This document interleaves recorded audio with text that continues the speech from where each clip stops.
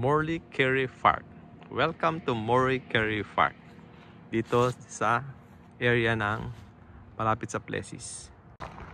Hello guys, today ay September 19, 2025. At ngayon ay nasa fall season na tayo dito sa Winnipeg, Canada. At tingnan natin, merong isang park dito na ano no? It is community park. Wow. Ganda ng paligid .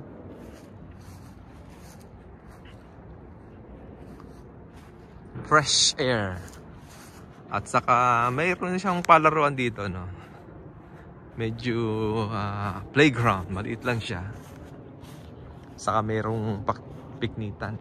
Actually, isang community area lang to sa Winnipeg no. Maganda talaga dito sa Winnipeg May mga open space community area para sa mga tao.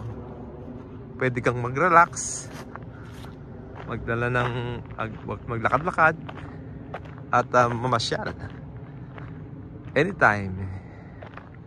So may palaron dito ng bata. Ito parang pagong siya no. Ba, okay ito mini car. Ano ba to? Oh, ayos na, di ba? Kaya lang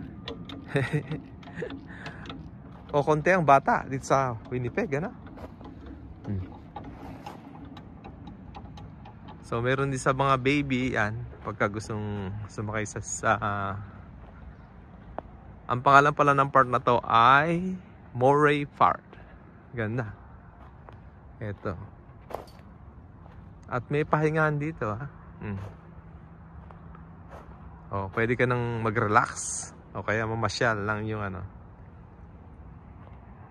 So maganda colorful tong part na to, malinis. At safe na safe yung mga bata kasi hindi siya gumamit ng bato no. At yung mga pinag-anuhan ng kahoy. Maganda. Simple lang siya pero maliit. At dito naman ay malayang-malaya ang mga gansa. Nagpapahinga. Medyo siguro mga mga 3 hectares. Tapos ito yung kanyang yung parang water catch basin ng mga community.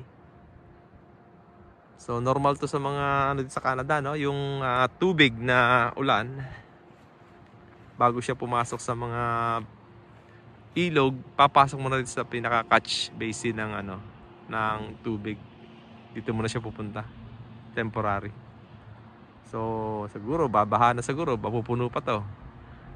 Mag-i-stay yung tubig, nag-i-stay yung tubig no. So yan. Pero yung paligid niya mga bahay. Medyo uulan yata no, tag-ulan dito sa Canada no. Nagpapalit yung summer. Papunta tayo sa winter o yung fall season na tinatawag. Malaki Saka well-maintained yung area. May nagkakat ng mga Bermuda grass. So parang siya may mga bundok-bundok na to no. So itong bundok-bundok na ito, parang maliliit na bundok. May purpose yan no.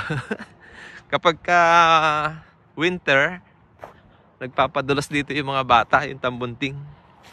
Ayan, kaya parang may mga bundok-bundok yan Kung mapapansin mo, parang may mga bundok-bundok na ginawa Sadya yan Kasi para pagka winter, magpapadulas yung mga bata sa snow. Malaki-laki din itong part na to. Saka maganda siya no, tinataniman ng puno. Para ka nasa fresh air. Ganda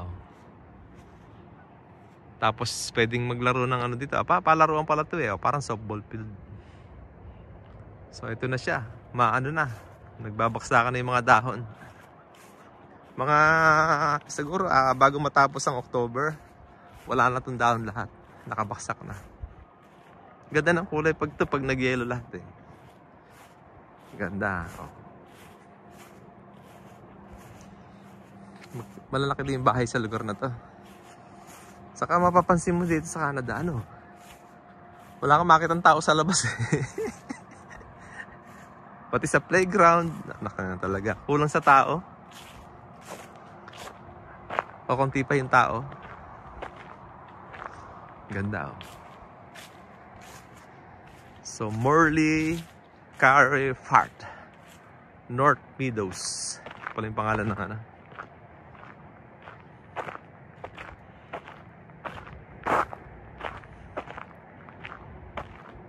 Tama-tama mag-relax.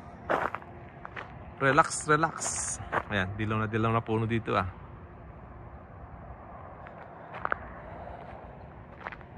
Maluwang din, hanggang doon sa kabilang kalsada eh. Gusto ko yung kulay ng ano niya, kulay ng kanyang palaruan, colorful.